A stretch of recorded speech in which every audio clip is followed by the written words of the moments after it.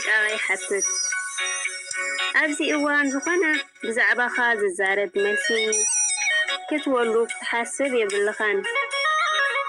ሰባት ካብ ኣንደበቶም ኣበየናይ ደረጃ ኣፍልጦን ርድኢትን ኣለዎም፣ እንታይ ዓይነት ሕሊና ኣለዎም ክትመዝኖም ዘጸግም ኣይኮነን።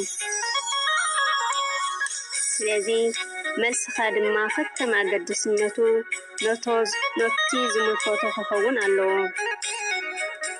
ሰባት ናቶም ዘጥርዩ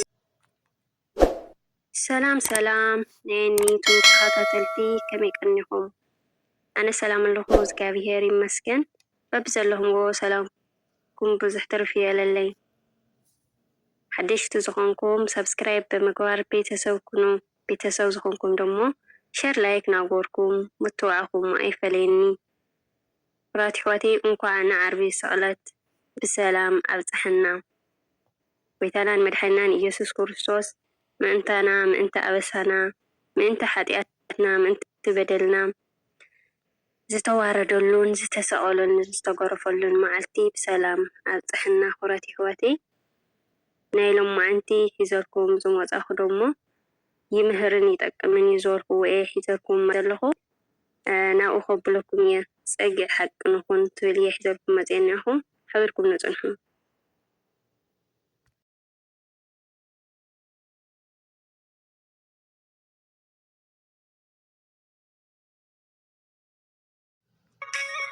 እንታይ ብዘየገድስ ፀጊዕ ሓቂ ክንከውን ኣለና?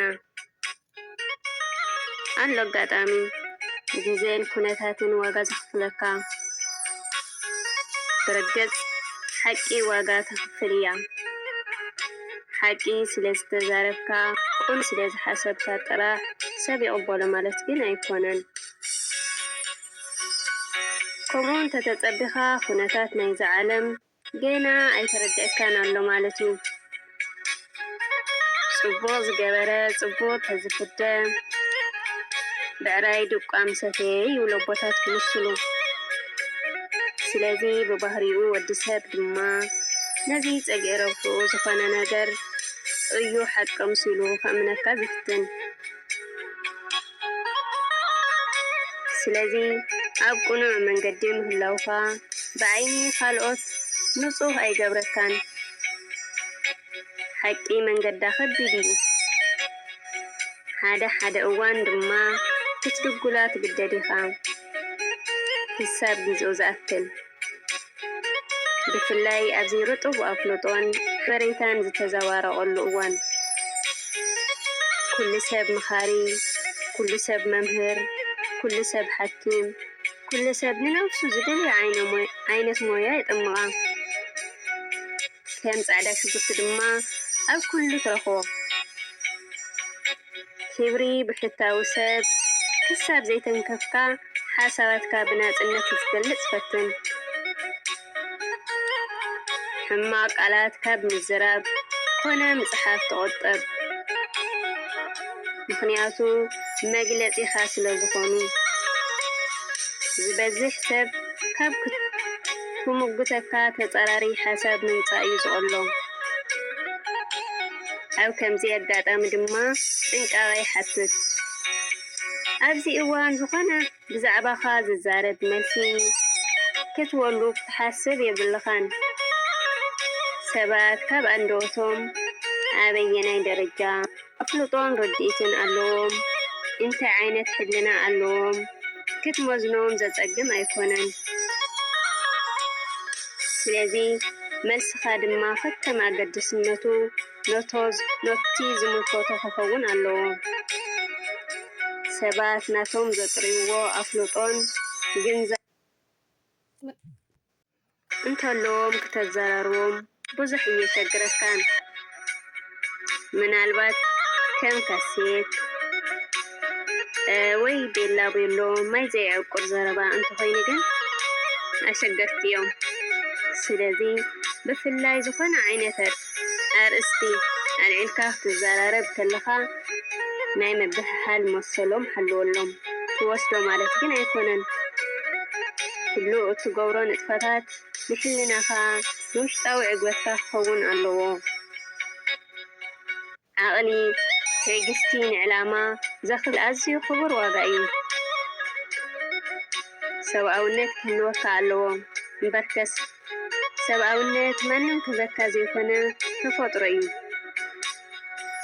ዘይናትካ ኣይትመነ ቅዱስ ቅንዕ ሕዘካ ግን ንውር እዩ።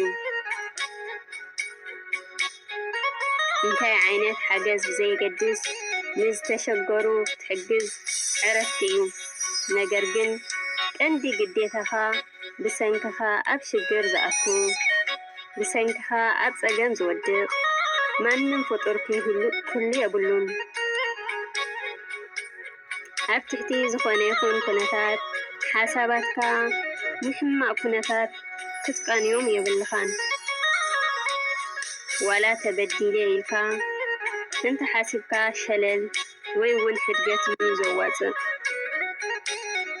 ዝኾነ ምኽንያት ንምፍዳይ ዝብል ኣመር እንተሓሲብካ ግን ስዑር ኢኻ እምበርከስ ነቲ ሰናይ ነገር ክትገብረሉ ዝሓሰብካዮ ሰዓት እዩ ዘባኽነልካ።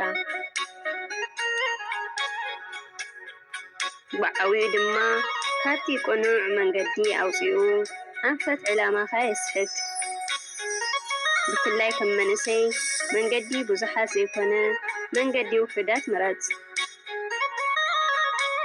ሓደ ካብቶም ውሕዳት ምዃንካ ግን ርግፀኛ ኩን። ከም መንእሰይ ንጹር ዘይቅየር ዕላማን መትከልን ክህልወካ ኣለዎ። ግን ድማ ማንም ዝፈልጦ ክኸውን ኣይግባእን። ኩራት ኣሕዋተይ ኣብ ጎኒ ሓቂ ክንቀውም ኣለና። ከይንጽላእ ኢልና ሓቂ ደኣ እንተር ንደፍኣ ሃሊና ኮይና ወዒላ ሓዴራ ሓቂ መውፃእ ኣይተርፋን። ስለዚ ምስቲ ሓቀኛ ሰብ ክንቆም እኒአና። ከምዚ ተጌርና እውን እግዚኣብሔር ደሞ ረደና እዩ። ንሕለናና ኢልና ሰናይ ክንሓስብ ክንገብርን ሰብኣውነት ብዕምቆት ክንርዳእን ይግባእ። ኩራት ኣሕዋተይ ካብዚኣ ብዙሕ ተማሂርኩም ትኮኑ ተስፋ ይገብር። ተፈቲኹምዋ ደሞ ሸር ግበሩዋ። ሻ ብኻሊእ መደብ ንመፀኩም ሸር ላይክ ሰብስክራይብ ናገርኩም ምትዋዕኩም ኣይፈለየኒ። ኣነ ደሞ ንኣኻቶም ይምህር ይጠቅም የዘናግዕ እዩ ዝበልክዎ ሒዛ ካብ ምምፃእ ድሕር የብሊ። ሃናፂ ዘበለ ርእይቶ ኣብ ቦታኹምን ተቐምጡለይ። ንትውኒ ሃናፂ ርእይቶ ካብ ልቢ እየ ዘመስግን። ክሻብ ቀጻሊ መደብ ዝመፀኩም ባይ ባይ። ተሓንቀኒ ርሑስ በዓል ትንሳኤ ይግበረልና።